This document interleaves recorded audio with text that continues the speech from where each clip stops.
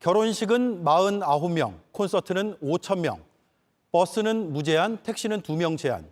정해진 방역 수칙을 잘 지키는 건 중요하지만 이해가 되지 않는 부분도 있습니다.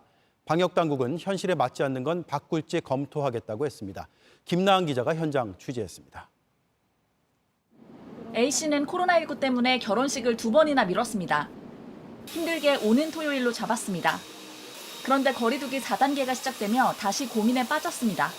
작년 10월에 첫 2.5단계 때 제가 처음 연기를 한 거고 그 2달 뒤로 연기했을 때가 1,000만 시민 멈춤 기간이라고 해가지고 21년도 여름쯤이면 괜찮겠지. 4단계에서 결혼식과 장례식 손님은 49명으로 제한됩니다.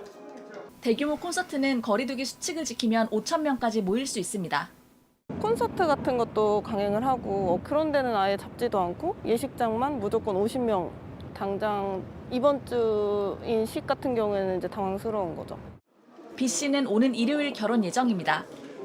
49명 모두 친족이어야만 한다는 지침이 당황스럽다고 했습니다. 식술상 당연히 이제 부케를 던지는 신부가 부케를 던지고 이제 기념사진 찍고 이런 과정이 있는데 저는 모든 그 식술 과정을 생략해야 되는 상황이죠. 부케나 신부가 기념사진 찍는 거. 공적 관계가 아닌 이상 택시에도 3명이 함께 타지 못합니다. 버스와 지하철은 상관없는데 택시만 막는 건 실효성이 없다는 지적도 있습니다.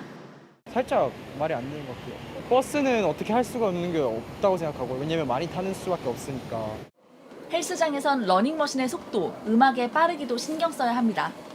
오늘부터 이런 러닝머신을 탈 때는 속도를 6 이상으로 올리면 안 됩니다. 또 스피닝이나 에어로빅 같은 운동을 할 때는 지금 나오고 있는 이런 음악도 빠르기에 따라 틀 수 있는 음악, 틀 수 없는 음악으로 나뉩니다. 하지만 음악을 들을 때 빠르기까지 알고 있는 경우는 드뭅니다. 방역당국도 이런 지적이 이어지자 현실에 맞게 고칠 수 있는 건 바꿀 수 있도록 검토하겠다고 밝혔습니다. JTBC 김나은입니다.